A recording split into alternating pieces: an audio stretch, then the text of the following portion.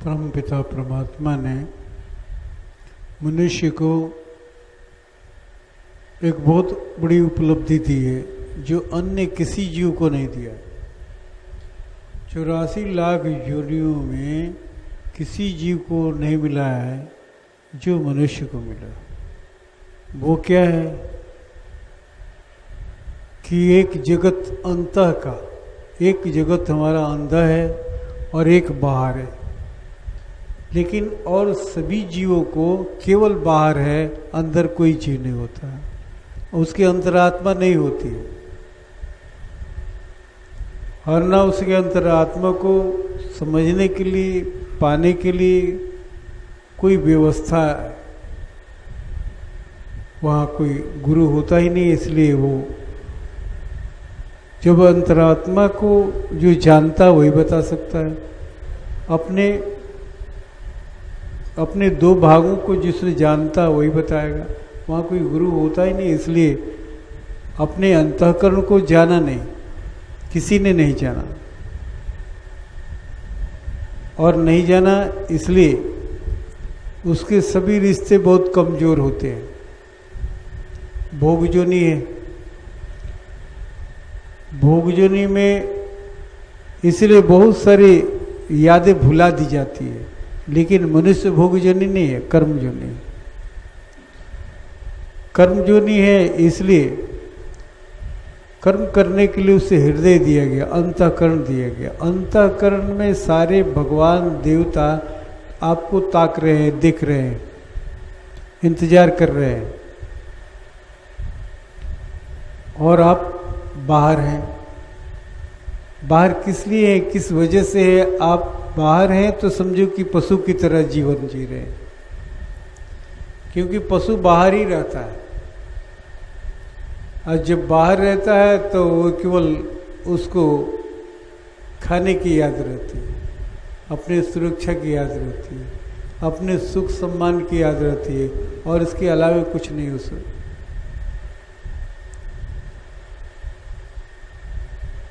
तो हमारा एक अंतः जगत है, जिसको दिल कहें देवलोक उसको बोलते हैं। अंतः जगत को देवलोक बोलते हैं। वो भगवान का जगत है, देवताओं का जगत है और बाहर हमारा जगत है, दानव का जगत है। बाहर रहने वाला को कहते हैं दैत्य, मनुष्य नहीं, दैत्य दानव, और अंदर वाले को देवता।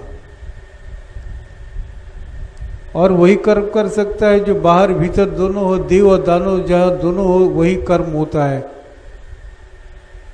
हम कुछ कर्म कर सकते हैं, कर्म कर सकते हैं तो दोनों रहने पर ही कर सकते हैं। जहाँ देवत्व है वो अंतर है, तो वो अंतर जब बाहर नहीं आएगा तो कर्म क्या करेगा?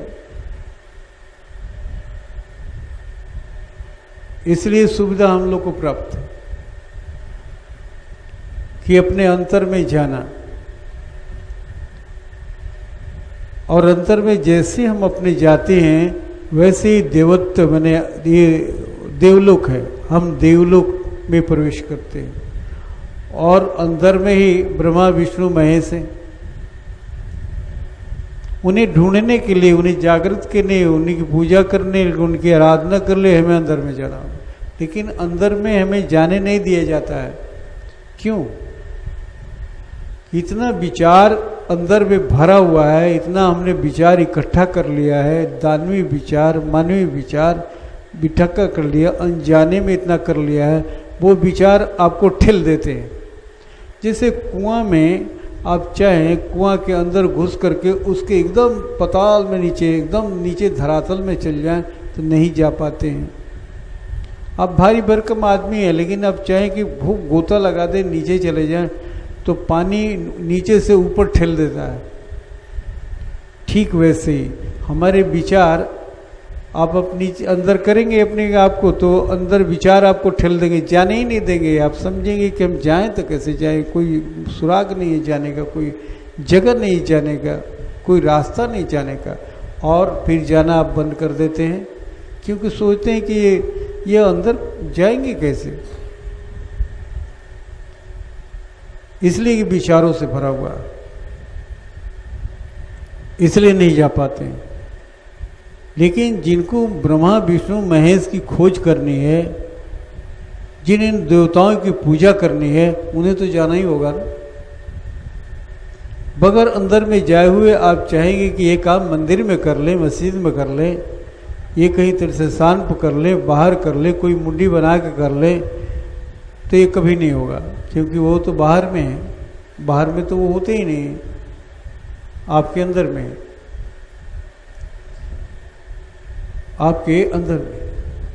तो हम अक्सर बाहर में, हम मानव अक्सर बाहर में ही होते हैं और बाहर में रहते रहते मर जाते हैं। और बाहर में रहते रहते मर जाते हैं, इसीलिए हमारा जन्म बड़ा दुर्गति के साथ होता है। क्योंकि बाहर में कोई साम्राज्य है नहीं, बाहर में कोई राज्य है नहीं, बाहर में केवल कलश है, केवल चिंता है, फिक्र है, दुख है और कुछ नहीं है, एक टेंशन है, और यही लेके मरेंगे और फिर हम बाहर में ही जन्म लेंगे। तो सारा दुख हम खरीदते हैं बाहर में रह करके। यानी भगवान ने सुविधा दिया है, अंदर में जाने की सुविधा दिया है, अंदर में शांति है, अंदर में जहाँ देवता होते हैं वहाँ गंदगी होती नहीं है, वहाँ विचार अच्छे होते हैं, वहाँ हमेशा सुगंध रहता है, वहाँ शांति रहता है वो जगह। और बाहर में नहीं है, इसलिए बाहर में जितनी गंदगियां हैं बाहर में देखने को मिलती है, कि इसलिए कि बाहर में देवता है ही नहीं। लेकिन अंदर में जब देवता बस जाते हैं, हम अंदर जाने लगते हैं, तो बाहर भी हम बाहर को भी गंदगी को हटा देते हैं। बाहर भी साफ, अंदर मन भी साफ, तन भी साफ और धन भी साफ। धन हमेशा बाहर रहता है। अब तन मन अगर साफ हो गया तो हम चाहते कि धन भी हमारा साफ हो जाए, धन भी गंदा ना हो। इसलिए तन मन धन तीनों जब साफ कर लेते हैं तब हमारा सुख के साम्राज्य में पहुंच जाते हैं, तब अंतर में हम पहुंच जाते हैं। तो जब हम बाहर में होते हैं तो उस बाहर की स्थिति का नाम है तम, जिसको कहते हैं अंधकार, जहाँ कोई ज्ञान नहीं है। बाहर में कोई ज्ञान नहीं, एक अंधकार है, एक निष्ठुरता है, एक निष्ठुरता है, एक अहंकार है। बाहर में जितनी कमियां हैं, बाहर में रहने से ये कमियां हमें आ जाती है, और बाहर के लोगों की कमियां फिर हम लेने लगते हैं और कमियों का भंडार हम हो जाते हैं। और इस तम के जीवन में जीते जीते कभी कभी हम बहुत निराश हो जाते हैं। जैसे हम छोटे हो जाते हैं वैसे ही निराश होने लगते हैं, क्योंकि हमें सम्मान की भूख है, वो मिलती नहीं है, मिलती है तो अपमान। लगता है कि हमारा कोई कदर नहीं है, हमारा कोई वजूद नहीं है इस समाज में, अपने घर में हमारा कोई इज्जत नहीं है, अपने संतान के सामने कोई मेरी इज्जत नहीं है, पत्नी के सामने इज्जत नहीं है, पत्नी सोचती है मेरे पति के सामने मेरे कोई इज्जत नहीं। मैंने इस तरह से एक निराशा अंदर में घुसती है, और इससे होता है हमारे अंदर में तनाव का रोग हो जाता है। और इस तनाव का रोग हो जाने के बाद स्थिति ऐसी होती है, दुर्गति स्थिति। अभी देखिए अखबार में निकला था 2-3 दिन पहले, एक डीएम डिस्ट्रिक्ट में जिला का मालिक ने आत्महत्या कर लिया। जिला का मालिक एकदम नौजवान आदमी और पूरे जिला का मालिक है, और वो रेल में कट कर मर गया, रेल में कट के मर गया। और इस तरह से एक एसपी छत से कूद करके, एसपी डिस्ट्रिक्ट का वो मालिक है प्रशासन का, वो छत से कूद करके मर गया। ये क्यों? जिला का मालिक है, पैसा है, शरीर है, ताज़ा शरीर है, नया शरीर है, नौजवानी है, पढ़ा लिखा है, और धन दौलत है, शासन है उसके हाथ में, फिर ऐसा क्यों हुआ? आप तो सोचते हैं कि हम गरीब है, गरीबी की वजह से हम रो रहे हैं, दिल रहे हैं, हम हत्या कर लेते हैं गरीबी की वजह, लेकिन वो तो गरीब नहीं है, वो क्यों कर लिया? इसलिए कि वो बाहरी जीवन में था, बाहरी दुनिया में था। बाहरी दुनिया में तुम्हें ऐसी सुख होते हुए भी दुख के शिकार रहते हैं, लग रहे पागल हो गए हैं। डीएम बन के जिला के मालिक होकर लगता है कि हमारा कोई मान नहीं, कोई सम्मान नहीं है, अपने घर में ही कोई सम्मान नहीं है, अपमान ही अपमान है, लग रहा है कि मेरा कोई कीमत नहीं है इस समाज, और आत्महत्या करने के लिए तैयार हो जाता है। ये है बाहरी दुनिया। बाहरी दुनिया में धन है, जायदाद है, इज्जत है, प्रतिष्ठा है, आबरू है, फिर भी हम आत्महत्या करने के लिए तैयार हैं, तैयार है, क्योंकि उस बाहरी दुनिया में कोई सुख है नहीं। सब होते हुए भी शरीर सुंदर है, नौजवान है, इज्जत है, प्रतिष्ठा है, पढ़ाई है, लिखाई है, धन है, दौलत है, फिर भी ऐसा क्यों हो रहा है? ये सोचने की बात है। ऐसे ही जब हम जीवन में रहते हैं, बाहर की तरफ रहते हैं, तम से घिरे रहते हैं, ये तम अंधकार से घिरे रहते हैं, और हम अपने आप की कीमत छोटा करते चले जाते हैं, और हम थोड़ा सा अपमान मिला तो बहुत ज़्यादा महसूस करने लगते हैं, और तनाव से हम भरते चले जाते हैं। ऐसा व्यक्ति जब बेचैन होता है तो उसके अंदर में तम से हटता है, रजोगुण इसको कहते हैं, रजोगुण। रजोगुण में जब आता है तभी डिप्रेशन में जाता है, वो तनाव। क्योंकि जब वो तमोगुण में था तो स्थिर था, लग रहा कि हम सुखी हैं, हम ये हैं, हमारा क्या कमी है, वो ये है, वो है, ऐसे है, वैसे है। लेकिन जैसे रजोगुण में आता है वैसे ही, यानी रजोगुण एक चंचल वृत्ति है जो आपके साथ लगी हुई है, आपके साथ आती है, वो रजोगुण रहता है, नहीं मन चंचल उस में हो जाता है, खाली कमियां दिखाई पड़ती है, ये कमी है, वो कमी, ऐसे ये दुख, वो दुख, ये दुख, खाली आपको दुख दिखाई पड़ता है, कमियां दिखाई पड़ती है, अपमान दिखाई पड़ता है हर जगह रजोगुण में, और इसी में हम पागल होते हैं। तो रजोगुण जब मनुष्य के अंदर में आ जाता है तो इसको कहते हैं क्षिप्त अवस्था। क्षिप्त माने पागल, माने उसकी सारी शक्तियाँ अपने कंट्रोल में नहीं है, वो बिखरी हुई है, सब बिखरी हुई है। अब 5 भाई का परिवार हो, 10 भाई का परिवार हो, अब 10 भाई एक साथ रहें तो कितना बुलंदी रहेगा, जवार को हिला देंगे। लेकिन 10 भाई 10 जगह बिखरे हुए हैं, सबका 10 का 10 तरह का चिंतन है, 10 तरह का सोच है, फुटमत है, एक दूसरे को काटने के लिए तैयार हैं। तो कितना बड़ा कष्ट है उस परिवार में, वो तो कितना कमजोर महसूस करेगा। बाहर अगर फुट हो गया, बाहर अगर कोई दुश्मन हो गया तो उसको तो हम लड़ सकते हैं, लेकिन अपने भाई से क्या लड़ेंगे, हम दुखी हो जाते हैं।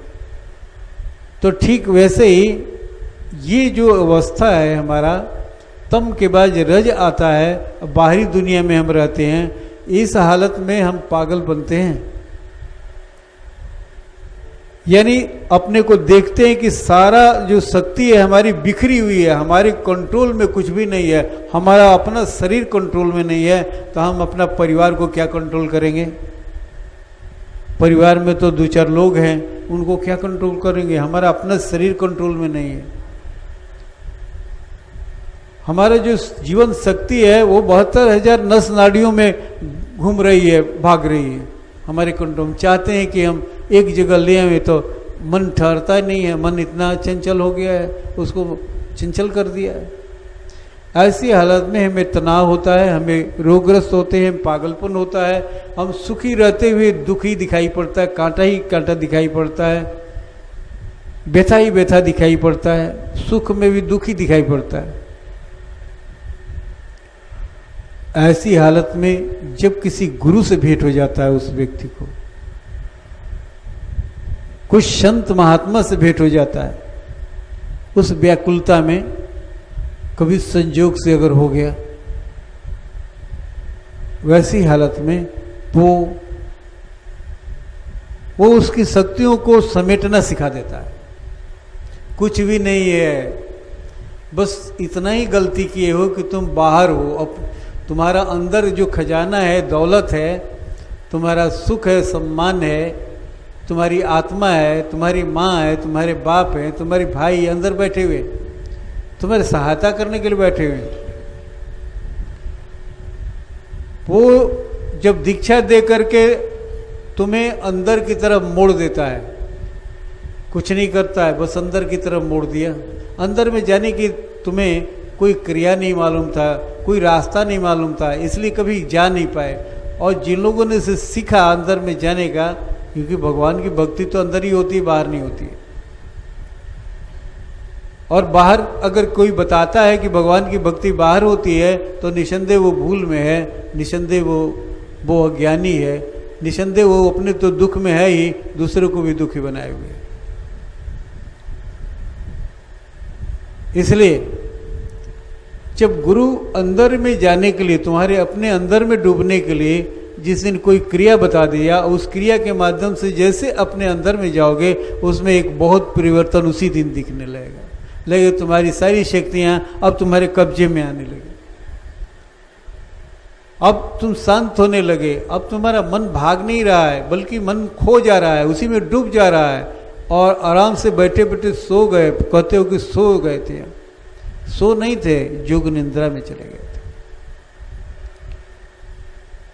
और कमाल का हो गया, अब यहाँ हरियाली तुम्हारे अंदर में आती है, क्योंकि तुम्हारी शक्तियां सिमटने लगी, एक प्रसन्नता आने लगी, खुशी आने लगी तुम्हारे अंदर से, कि कुछ शांति मिली है, लग रहा है कि कुछ शांति मिली है।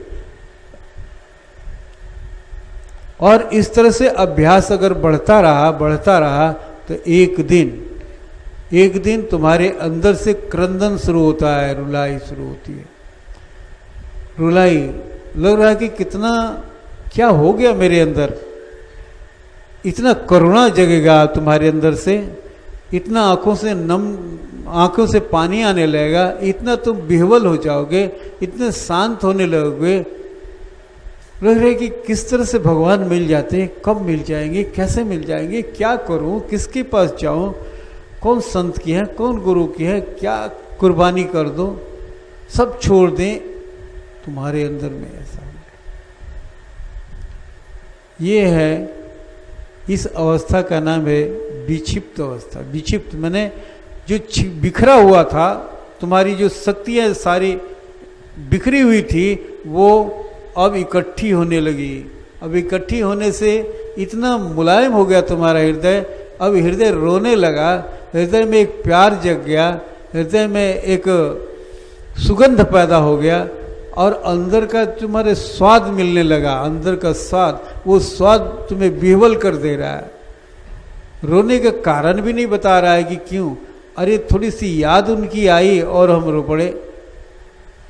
इतना ही मालूम होता है कि उस परमात्मा की थोड़ी सी याद आई कि ये प्रभु कहाँ हो, मैं तुम्हें पाना चाहता हूँ, बस ये चीजें आती हैं उस समय। इसको कहते हैं विक्षिप्त अवस्था। यही वह जगह है जहां ब्रह्मा की पैदाइशी होती है।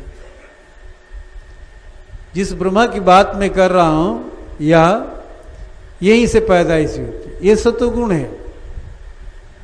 और ये जगह हमारे यहाँ प्राणमय की सबसे ऊपरी शिखर है, और यही लोग भूल साधक करता है। वो सोचता है कि हम बहुत बड़े योग में चले गए, वो हम प्रेम योग में घुस गए, आनंद योग में चले गए, अब क्या करना है, अभी अब तो एकदम विह्वल है। वो बोलते बोलते रोएगा, गाते गाते रोएगा, चलते चलते रोएगा, और यही वो गलती करता है, एक और गलती करता है, इसलिए कि वो सोचता है कि हम बहुत बड़े। तो समाज के लोग भी सोचने लगते हैं कि अरे इसको क्या हो गया, बड़ी बड़ा उपमा देने लगते हैं। यहाँ उसकी बातें भी होने लगती है, ऐसे करके जो सोचता है, जो चाहता है वो होने लगता है, क्योंकि ब्रह्मा शक्ति जग गई है ना। अब जो वो चाहता है वो होने लगता है, और होने लगता है तो और अपने को समझ जाता है कि अब हम तो बद्दी मार लिए, पूजा यहीं पर जहाँ पहुँचना था हम पहुँच गए, और क्या पहुँचना है। इतना करुणा आ गया है, इतना विह्वल हो गए हैं, आंखों में पानी आ रहा है, हम पागल जैसे ही चल रहे हैं, और वो भगवान की इतनी खोज हो गई है, इतना और क्या चाहिए। जबकि ये सबसे निचला कोष है प्राण में, बहुत लंबा कोष है ये, इससे आदमी जीवन भर निकल नहीं पाता है। और यहाँ पर ऐसे ऐसे अनुभूतियाँ होती हैं, वो मनोमय की कोष की, विज्ञानमय कोष की, वो आनंदमय कोष की अनुभूतियाँ होने लगती है। एक एक झांकियाँ मिलती हैं ऐसे कि आदमी इसमें गुमराह हो जाता है और सोचता है कि हम तो बहुत ऊपर चले गए, अब साधना करने की ज़रूरत नहीं है, बैठने की क्या ज़रूरत है, हमारा तो ऐसे ही सब कुछ हो रहा है। बैठना बंद कर देता है और वो गिर जाता है। यहीं से अधिकतर लोग ज़्यादा पतित हो जाते हैं। यहाँ पर सम्मान मिलने लगता है, लोग समझते हैं कि बड़े ऊंचे साधक हैं, उसे सम्मान मिलने लगता है, प्रणाम लोग करते हैं, आदर देने लगते हैं, समाज में एक प्रतिष्ठा होती है, और वो जो कहते हैं वो होने भी लगता है, क्योंकि उनका जो मन की जो शक्ति है वो केंद्रित हो गई, एक जगह इकट्ठी हो गई ना। अब 5 भाई बंटवारा हुए थे, अब एक में मिल गए, और एक में मिल गए तो अब बल मिल गया, अब उससे सारे लोग दबने लगे। ठीक वैसे ही ऐसे भक्त के अंदर ये अवस्था जब आती है, इसी को कहते हैं ब्रह्म अवस्था, एक अवस्था, एकत्व को प्राप्त कर, ये विक्षिप्त अवस्था को प्राप्त कर, या ब्रह्म अवस्था को प्राप्त कर ले। यहीं पर अच्छा बुरा का निर्णय हम करते हैं, यहाँ पर हमारे अंदर में कोई शक्ति उतर जाती है हमारे मन में। एकाग्रता ये नहीं है, एकाग्रता इससे ऊंचा है, आगे है, ये भी क्षिप्त है। लेकिन यहाँ पर इतना असर होता है क्योंकि ब्रह्मा की शक्ति यहाँ पर जागृत हो जाती है, और यहाँ वो सृष्टि, हमारे अंदर में एक सृष्टि शुरू हो जाता है। अगर हम सही जागृत रहते हैं, सही तरीके से रहते हैं, तो यहाँ अपना सृष्टि शुरू कर जाते हैं, अच्छा बुरा समझने लगते हैं। ये अच्छा है, अच्छा को पकड़ते हैं, अच्छा को रखते हैं, अच्छा को विकसित करते हैं, बुरा को भी समझते हैं। लेकिन बुरे को अगर आदत में है तो जल्दी तो कंट्रोल नहीं होता है, लेकिन हमारे अंदर भावना होती है कि नहीं उसको जल्दी कंट्रोल कर लें, यानी हम कंट्रोल करना चाहते हैं, यानी बुराई को छोड़ना चाहते हैं, अच्छाई को पकड़ना चाहते हैं, और अच्छाई का जैसे सृजन करते हैं तो यह सुख का सृजन होने लगता है। सुख अब दुख सुख में बदलने लगता है, क्योंकि हमारी बातें सुनी जा रही है। अब जो हम सोच रहे हैं वैसा होने लगता है, वैसे फायदा मिलने लगता है। इसलिए अगर ये गुरु के सानिध्य में ये व्यक्ति रहा और इसकी साधना अगर चलती रही तो ये प्रवेश कर जाता है अगला देवलोक में, उसको कहते हैं देवलोक। ये प्राणमय कोष तो ये मर्तलोक में है, मर्तलोक में ही हम हैं, लेकिन बॉर्डर है, अब प्रवेश करेगा वो, अब ब्रह्मा से आगे की ओर बढ़ रहा है। यहीं तक ले अगर आप जा करके अगर मर गए तो समझे अगले देवता को आपने प्रसन्न नहीं किया, अगले देवता का जो आनंद है, जो शक्ति है, आपने उसका सुख अनुभव नहीं किया। वो आपका इंतजार कर रहे हैं कि जल्दी पहुंचो, लेकिन गुरु यहां से फिर आगे के लिए बढ़ाता है, संभालता है कहीं गिर न जाए, कहीं अहम से लुढ़क न जाए। वो बताता है कि तुम इस अवस्था में हो, अभी तुम संभाल के रहो, और यहाँ से वो आगे बढ़ाता है तो देवलोक में पहुँचता है, देवलोक में प्रवेश कर जाता है, और देवलोक में पूरे सतोगुण में उदय होता है। सतोगुण, एकदम सतोगुण, प्योर सतोगुण रहता है। अब इतनी मन विचार हृदय सब कुछ इतना सत से भरा हुआ है, इतना सत से भरा हुआ है, यहाँ लग रहा है कि चांदनी है, चांदनी, चांदनी का एक मधुर प्रकाश। जैसे चांद और चांदनी दोनों, एक चांद अपनी चांदनी को देख रहा है, चांदनी अपने चांद को देख रही है, बस इसके अलावा कोई कुछ भी नहीं रहता है। इसको कहते हैं एकाग्रता। यही है विष्णु लोक। यहाँ वैसे एक धीमा प्रकाश, एक मध्यम प्रकाश, एक मधुर प्रकाश, एक चांदनी, चांदनी और चांद, ध्येय और ध्याता। जैसे ध्यान कर रहा है वाला ध्याता है, और जिसका ध्यान कर रहा है वो ध्येय है, यानी इष्ट है। ये दोनों के अलावा तीसरा कोई वहां नहीं रहता, दूसरा कोई विचार नहीं रहता, दूसरी कोई वृत्ति नहीं होती है, बस यही दो ही रहते, हम और तुम, चांदन चांदनी। और ये दो रहने से इतना सुख, इतना आनंद मिलता है कि यहाँ इसके अलावा कुछ भी सोचना नहीं चाहता, किसी को देखना नहीं चाहता है, कुछ भी नहीं चाहता है। यहीं पर जन्म होता है, ये अवतार का जन्म होता है, वो है उस देवता का नाम है विष्णु। यहाँ तुम विष्णु बन जाते हो। यहाँ खुशियां ही खुशियां हैं, आनंद ही आनंद है। तुम उस आनंद को अपने में बांटो और दूसरे में बांटो। यहाँ सृष्टि करने के लिए नहीं, यहाँ पर पालन करने की क्षमता हो जाती है, पालन करने की क्षमता।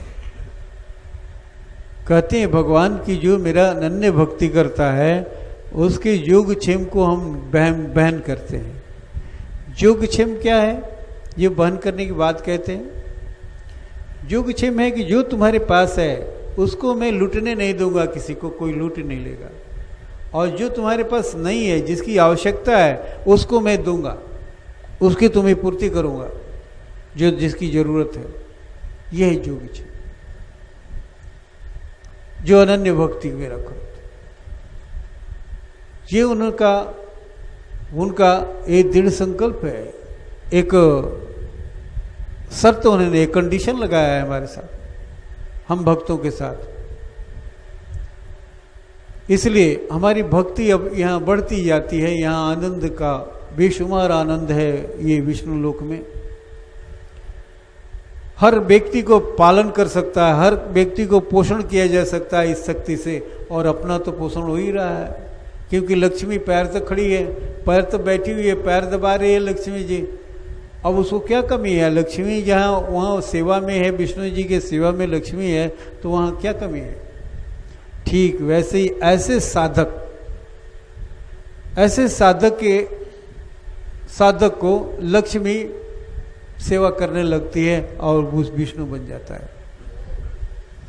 विष्णु और कोई व्यक्ति विशेष नहीं है, और लक्ष्मी कोई स्त्री विशेष नहीं है, शक्ति है। और ये आपकी साधना की शक्ति है, आपकी अंतर की शक्ति है। ये आपको मिलेगी अगर आप करेंगे तो। इस तरह से कोई विचार नहीं है, अब साधना के बड़ा सुख है, बड़ा आनंद है। और यहाँ से विष्णु लोक से जब साधक आगे बढ़ता है, अब हमें क्या प्राप्त करना है? तो महेश को भी प्राप्त करना है, क्योंकि ये हमारे अंदर में, अंतर जगत में ये तीनों हैं। ये प्रकृति के अंदर है। ये हमारा हर मनुष्य का हक है कि ये तीनों को तुम प्राप्त करो, तब तुम्हारी जिंदगी की खुशहाली देखोगे। तुम्हें अपनी जिंदगी को संवारना है, सजाना है, तो ये तीनों को जोड़ लो, तीनों को प्राप्त कर लो, और तुम्हारा पूर्ण अधिकार है ये प्राप्त करने का, पूरी क्षमता है तुम्हें प्राप्त करने का, सारी व्यवस्था है तुम्हें प्राप्त करने का। और साधना आगे बढ़ती है तो अब चांदनी के बाद क्या होता है? अब एक घड़ी अंधेरिया, 2 घड़ी अंधेरिया, अब अंधेरिया आती, अंधेरी रात। अब प्रकाश घटने लगता है और अंधकार बढ़ने लगता है। एक दिन बढ़ा तो प्रकाश एक दिन घट गया, एक दिन और अंधकार बढ़ा, दूसरे दिन तो प्रकाश एक दिन और घट गया। इस तरह से हमारे जीवन में साधना में आता है, और इसको कहते हैं विचार। इस अंधकार को कहते हैं विचार, अब फिर विचार शुरू हो गए। बड़ा मस्ती था, बड़ा एकाग्रता की शक्ति थी। हम थे और मेरा इष्ट था, मैं था और मेरा भगवान था, और कोई नहीं था। और आज खलल कौन जान रहा है? आज तो वो हट जा रहे हैं, एक विचार आ जा रहा है। अब विचार दूसरे दिन और बढ़ गया, तीसरे दिन और बढ़ गया, चौथे दिन और बढ़ गया, पांचवें दिन और बढ़ गया। लेकिन कोई बात नहीं, विचार बढ़ने दो, तुम अंदर में रह रहे हो। ये कम नहीं है कि तुम अंदर से बाहर नहीं निकल रहे हो। ये विचार तुम्हारे अंदर में उठ रहे हैं, वो कम हो रहे हैं, वे काम हो रहा है, तुम प्रगति में हो,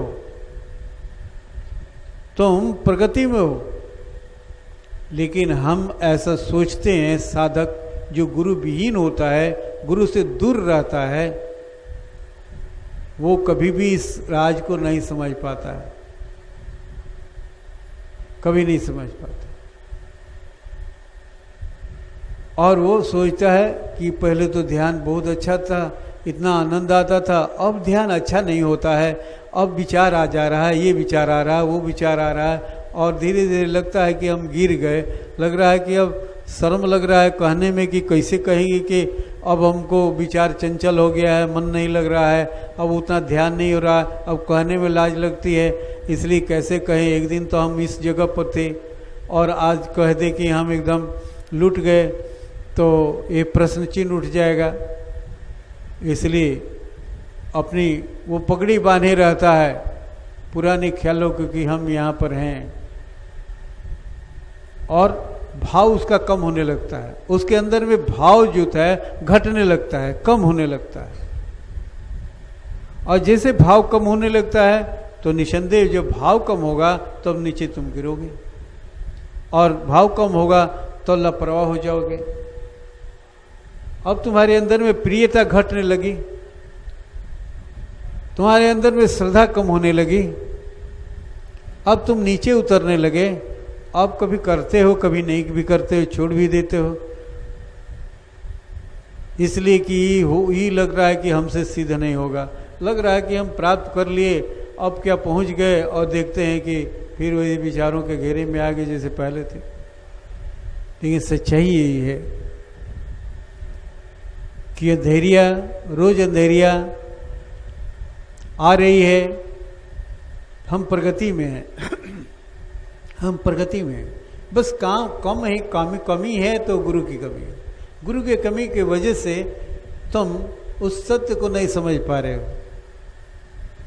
लेकिन बहुत बड़ी उपलब्धि होने जा रही है तुम्हें।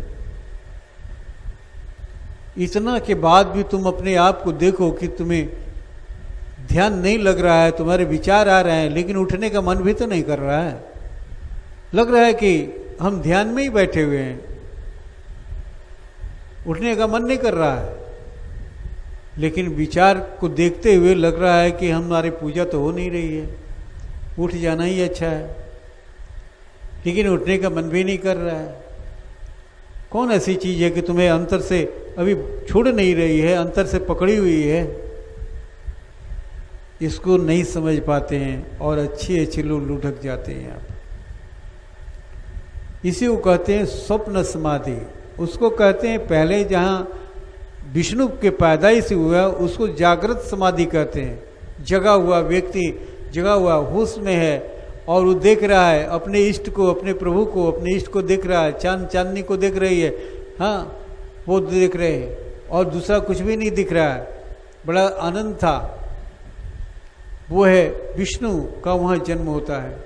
और आगे हम लोग स्वप्न समाधि आती है। यहाँ स्वप्न की तरह लग रहा है कि सोए हुए हैं, एक स्वप्न आया एक गया, एक आया एक गया, एक आया गया, ठीक वैसे ही ये समाधि है, स्वप्न समाधि। जबकि आगे बढ़ रहे हैं और यहीं पर चूक हो जाती है कि हम लापरवाह हो जाते हैं। और यही स्वप्न समाधि में जब अष्टमी आती है, जब अष्टमी आती है, स्वप्न समाधि की अष्टमी जब आती है तो कृष्ण का जन्म होता है। तुम्हारे अंदर कृष्ण का अवतार होता है, तुम्हारे ही अंदर यह अवतार होता है। और कृष्ण का जब अवतार हुआ था तो जानते हो कितना विपत्तियां टूट पड़ी थी। कंस कितना घिरवाया उसको मारने के लिए। जब ये पता चल गया कि ये आकाशवाणी हुआ कि तुम्हें मारने वाला जन्म ले चुका है, तो कंस बौखला गया। मेरे मारने वाला जन्म ले चुका है, अरे खुजवाओ, कितना जन्म हुआ है आजकल के अंदर, कितने कितने नया जन्म हुआ है, उसको खुजवाओ। बचपन में मार देना ज़्यादा अच्छा है, आसान है, लेकिन बड़ा हो जाएगा तो नहीं मरेगा।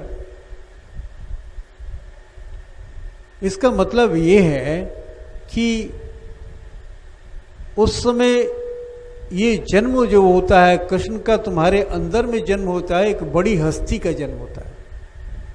लेकिन तुम तो सोच रहे हो कि हम तो गिरते जा रहे हैं, हमारे अंदर में विचार उठ रहे हैं, तो हम बढ़ेंगे क्या, नीचे गिरेंगे। इसलिए कृष्ण का जन्म होने ही नहीं देते, उसके पहले भाग चलते हो। कृष्ण का जब जन्म होता है तो तुम्हारी सहन शक्ति अपार हो जाती है। तुम्हारी उसी समाधि में, स्वप्न समाधि में ही देखोगे कि तुम्हारी सहन शक्ति कितनी है, इतनी कमाल की हो गई। तुम्हारे अंदर में आकर्षण शक्ति कितनी मजबूत हो गई, स्वयं मजबूत हो जाएगा तुम्हारे अंदर में आकर्षण शक्ति और ये सहन शक्ति। क्योंकि चंद्रमा है ना, चंद्रलोक में न हो, देवलोक को चंद्रलोक कहते हैं, चंद्रलोक। और चंद्र में, चंद्रलोक मतलब शीतल लोक, सहनशीलता का लोक। जब भगवान शिव जहर हलाहल पिए थे तो जलन जो हो रही थी उसे ठंडा करने के लिए उन्होंने चंद्रमा को अपने माथे में धारण किया था। ये कैसे कैसे सह सके उसके जहर को हम। और हमारे ध्यान से भी चंद्रमा ही पैदा होता है, हमें समुद्र मंथन में भी चंद्रमा पैदा हुआ है। ये साधक का एक गुण है। तो इसलिए कृष्ण का अवतार होता है और ये सारी उपलब्धियां तुम्हें मिलती हैं। अगर तुम ठहर गए तो तुम खुद महसूस करोगे। और एक एक दिन अंधकार बढ़ते जाता है और एक दिन अमावस्या आता है। आज अमावस्या ना, पूरा रात अंधकार है। अमावस अमा अमा जुड़वस। अमा के मतलब करीब, बहुत करीब। वस का मतलब रहना, होना, यानी बहुत करीब होना। अब तुम करीब होते जा रहे हो, करीब हो गए हो उस सत्ता के। अमावस, आज अमावस है। ये जिंदगी में साधना में जब ये अमावस आता है तो उस दिन महेश का प्रादुर्भाव होता है। महेश का यही अवतरण होता है अमावस की। लेकिन साधना के अमावस हो, आज का अमावस नहीं।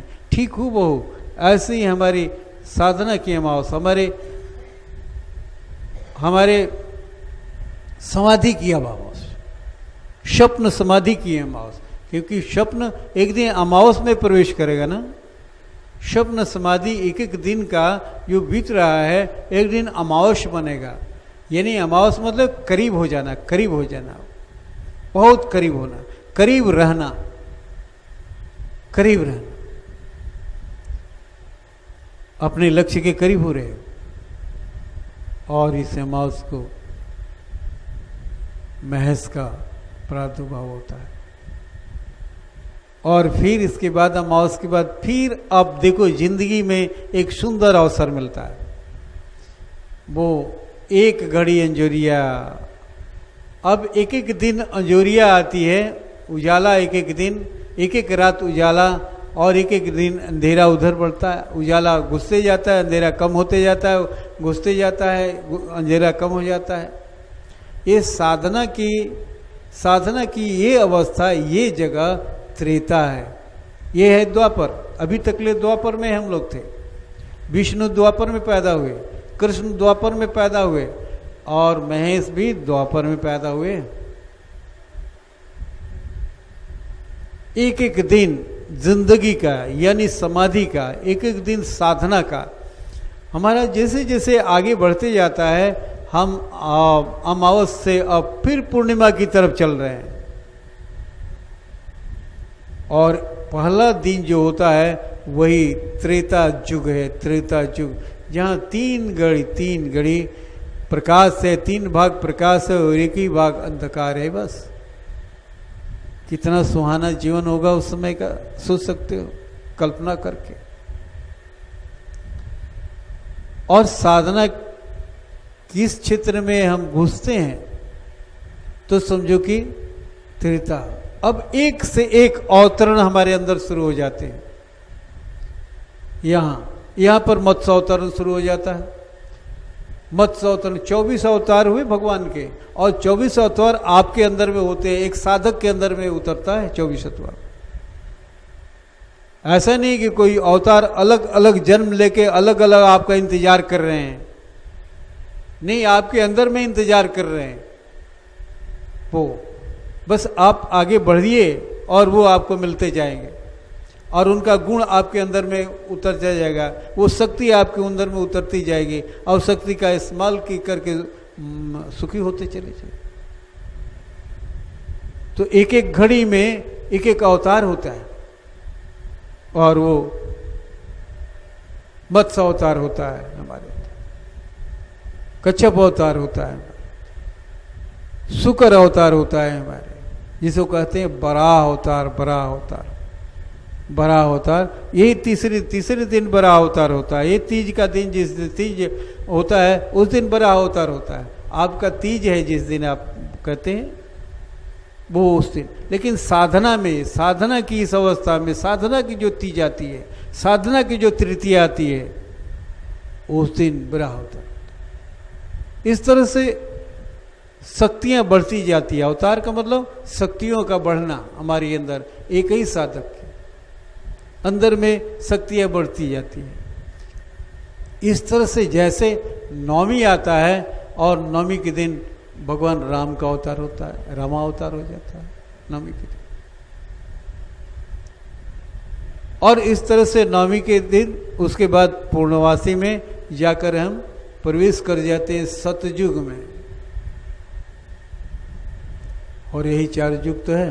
और सतयुग क्या है? आनंद, आनंद में कोष। सतयुग आनंद में कोष, केवल आनंद ही आनंद है। सच्चिदानंद जिसका नाम हो जाता है, वहां जाकर हम ही बनते हैं, सच्चिदानंद बन जाते हैं। सत, ये चित्त है हमारा, सत से भर गया है, एकदम सत से एकदम भर गया है, पूरा अंजोरिया हो गया है, पूरी चांदनी हो गई है हमारे चित्त में। और सत चित्त, जब चित्त सत से जुड़ गया तो आनंद की पैदाइश होती है, वहाँ की आनंद की उपज होती है, और तुम आनंद में कोष में चले जाओगे तो तुम्हारा ही नाम सच्चिदानंद हो जाएगा। ऐसा नहीं कि ये दूसरी कोई चीज़ है, अलग कोई चीज़ है, तुम्हारे लिए सारी चीज़ें बनी हुई है, लेकिन सोचो कि तुम कहाँ हो, किस गर्त में डूब रहे हो, किस प्रयास में नहीं हो। हाँ, अपनी गृहस्थी को संभालते हो, थोड़ा सा समय दो, थोड़ा सा समय दो, बस अपने जीवन को देखो कि तुम्हारी जीवन कैसा बनता जा रहा है, तुम्हारे अंदर में किस तरह से अवतरण होता जा रहा है, तुम कैसे विकसित होते जा रहे हो। आश्चर्य लगेगा तुम्हें, आश्चर्य। अपने जीवन को पलट सकते हो, क्योंकि तुम्हारे अंदर ऑप्शन है, परमात्मा ने अंतःकरण दिया है, और अंतःकरण में सारी शक्तियां भर के दी है, लेकिन अपने अंतःकरण की तरफ देखना ही नहीं चाहते हो, बाहर भगे हुए, बाहर उचक्के की तरह, दानवों की तरह। दानव सब बाहर में देखते हैं कैसे लूट लें, कैसे लूट लें। यही वजह है दुख का, यही कारण है। तो ये तुम्हारी आध्यात्मिक जिंदगी अगर तुम सजा सको तो निसंदेह सजाओ, निसंदेह सजाओ, और तुम्हारा पूरा हक है सजाने का। कम से कम पूरा नहीं सजा सको तो जितना सजा सको उतना ही सजाओ, लेकिन सजाओ। न सही इस जन्म में, न सही तो थोड़ा बच जाएगा तो अगले जन्म में कर लेना, लेकिन प्रयास क्यों छोड़ रहे हो?